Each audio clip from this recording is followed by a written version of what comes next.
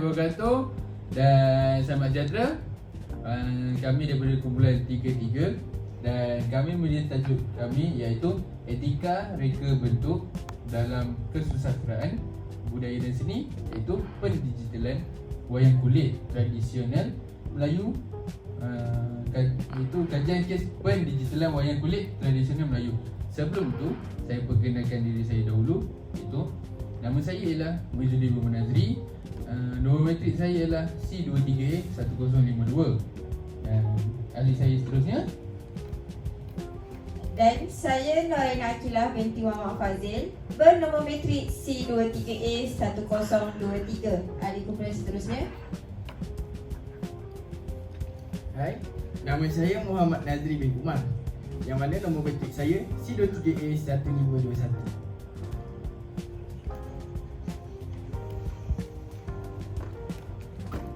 Nama saya Tengku Muhammad Iqbal bin Tengku Ismail, nombor matrik C23A1176.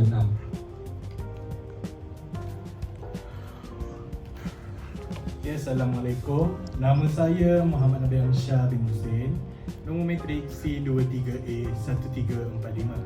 Okey, seterusnya kita masuk dalam sesi pembentangan lah.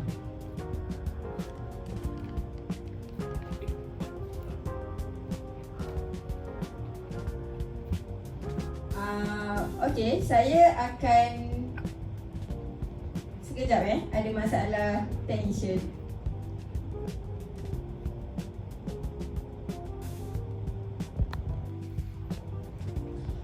Okey, pada part saya, pendigitalan wayang kulit tradisional Melayu. Okey, wayang kulit merupakan warisan budaya Melayu yang menggabungkan kesusasteraan, budaya dan seni persembahan. Cerita berasaskan hikayat seri rama dan kisah tradisional Melayu. Pendigitalan dilakukan melalui animasi digital. Yang kedua, persembahan multimedia. Yang ketiga, media sosial. Dan yang terakhir sekali, pameran maya. Kenapa kami ambil tajuk ni? Sebab dia ada tujuan utama dia adalah untuk menarik minat generasi muda serta memastikan warisan budaya terus relevan. Okey, kenapa untuk menarik minat generasi muda? Sebab zaman sekarang, generasi sekarang takkan dah nak tengok benda-benda yang lama. Diorang lebih improve nak tengok benda-benda yang ada dalam digital, seperti dekat TikTok. Okey, yang seterusnya. Okey, dalam kita orang punya kajian, kami menggunakan etika reka bentuk menurut Victor Papanek. Okey, yang ni dalam week 10. Okey, reka bentuk mesti memberi manfaat kepada masyarakat dan bertanggungjawab terhadap budaya dan sosial. Tidak hanya mementingkan keuntungan atau estetika. Okey, dalam kes wayang kulit, pendigitalan membantu memelihara warisan budaya asalkan teknologi digunakan tanpa menghilangkan identiti asal. Okey, dekat sini setengah benda kalau kita masuk dalam digital, dia akan bertukar 100%, tak pun 80%. Jadi bila kita orang menggunakan teori Victor Papanek ni, kami menggunakan untuk supaya bila dah jadikan masuk dalam teknologi, dia tidak akan menghilangkan identiti asal wayang kulit tersebut. Itu saja daripada saya. Saya bagi dekat adik grup saya yang seterusnya. Okey, seterusnya saya akan membentangkan tentang pemetaan SDG, iaitu yang pertama kita dapat lihat ialah kualiti pendidikan. Dia memperkenalkan warisan budaya kepada generasi muda dan menyediakan bahan pembelajaran digital yang lebih menarik. Jadi dengan pendigitalan ini, generasi muda akan lebih tertarik. Contohnya, kita hasilkan video menjadi AI. Sekarang banyak video yang digenerate menjadi AI, kan? Daripada platform yang kita tahu. Jadi contohlah Gemini, GPT pun boleh untuk dapatkan prompt, kan? Okey, seterusnya ialah bandar dan komuniti yang mampan, iaitu memelihara warisan budaya untuk generasi yang akan datang dan menggalakkan pemeliharaan identiti budaya tempatan. Jadi warisan budaya kita ni contohnya ialah yang sekarang ni wayang kulit. Kita tak naklah dia pupus macam tu je. Jadi kita kena jaga warisan kita ni sebaik mungkin dari generasi ke generasi. Next. Seterusnya, okey, dia dapat lihat tradisi, wayang kulit yang tradisi, dan dia mengekalkan bentuk asal persembahan, menjaga nilai budaya dan warisan. Jadi senang cerita manual. Yang ni manual punya. Okay, yang guna tangan, yang ukir sendiri, wayang kulit tu tak kan. Dan ni moden. Yang moden pula kita dapat tengok dia hasilkan satu lukisan. Mana-mana platform boleh untuk hasilkan gambar yang seperti ini dan digenerikkan jadi JPEG gitu. Dan modernisasi menggunakan teknologi digital untuk menarik minat generasi muda.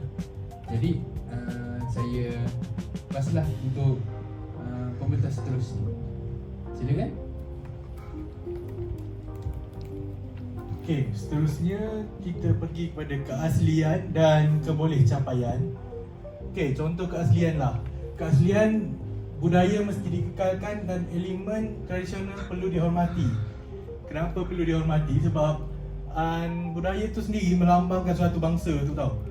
Lepas tu kita tak nak lah budaya kita sendiri hilang di telan zaman. Kalau boleh kita nak seperti pepatah tu, tak lapuk di hujan. Okey. Jadi semasa pendigitalan tu sendiri disebabkan teori Papanet ni, kita boleh kekalkan keaslian wayang kulit tu sendiri. Seterusnya keboleh capaian. Kandungan perlu mudah diakses. Platform digital membolehkan capaian global. Okey. Saya bagilah salah satu contoh. Kita ada YouTube, kita ada Instagram, kita ada TikTok yang famous lah sekarang kan. Tapi ada juga platform lain yang kurang orang guna, tapi still ada untuk akses video. Jadi dari segi penghasilan video yang daripada tayangan wayang kulit yang telah digitalkan tu dapat capai ke pentas global lah. Semua orang, walaupun bukan dari segi penduduk Malaysia je yang dapat tengok, tak, orang luar negara pun dapat tengok bila kita letak dalam platform yang dapat diakses semua orang. Okay, next. Okay, seterusnya kedudukan kami. Kami sendiri menyokong pendigitalan wayang kulit ni secara terkawal. Kenapa kami menyokong?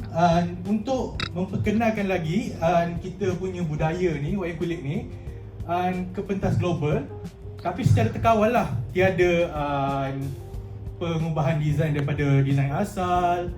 Tak ada dari segi ciplak daripada negara lain ke apa kan.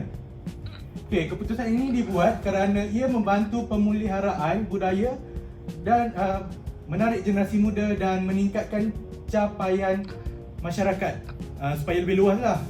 Seperti yang saya cakap, bila kita gunakan platform digital ni, kita sendiri dapat membuka mata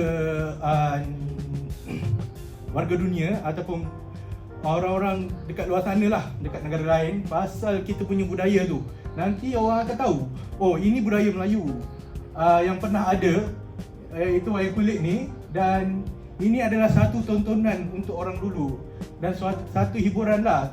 Tapi dalam tu terselit juga orang kata pengajaran lah. Dalam tu pun ada pengajaran dari segi penceritaan dia.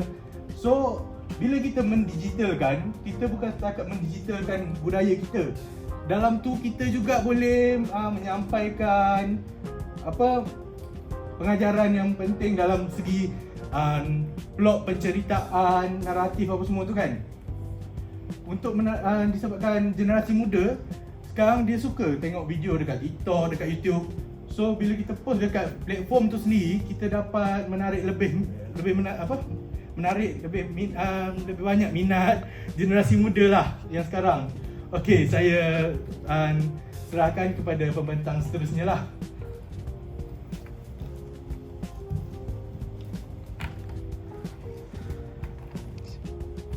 Saya akan membentangkan pertahanan etika berdasarkan Victor Papanek. Yang mana dekat sini ada 4 etika, iaitu yang pertama, memberi manfaat sosial kepada masyarakat. Iaitu manfaat sosial ni mungkin daripada segi positif, yang mana masyarakat ni akan lebih erat satu sama lain dan juga boleh berkongsi cerita. Dan yang kedua adalah menjamin kelangsungan warisan budaya, yang mana pertahanan etika ni juga dia dapat untuk tidak menyebabkan wayang kulit ni ketinggalan zaman. Seterusnya yang ketiga, menggunakan reka bentuk sebagai alat pendidikan. Kenapa dia digunakan sebagai alat pendidikan adalah untuk menarik minat generasi muda yang akan datang. Dan yang keempat, menyeimbangkan inovasi dan identiti budaya.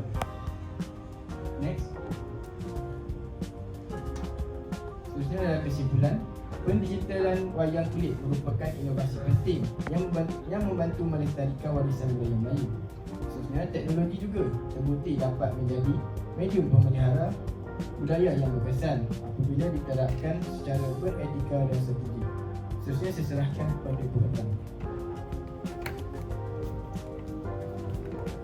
Okey, sebelum saya mengakhiri pembentangan ini berikut adalah cadangan yang boleh kita buat. Kerjasama antara penggiat seni tradisional dan pereka digital. Ini juga mewujudkan arcade digital wayang kulit dan mengintegrasikan wayang kulit dalam sistem pendidikan. Seterusnya, menggalakkan promosi melalui media sosial. Next. Okey, akhir sekali kita membuat refleksi untuk tajuk ni. Reka bentuk yang baik bukan sekadar cantik dan moden, tetapi mampu memberi manfaat kepada masyarakat serta memelihara identiti budaya. Pendigitalan wayang kulit menunjukkan bagaimana teknologi dan warisan budaya boleh bergerak seiring secara beretika. Sekian saja daripada kumpulan kami. I just had to let you know you're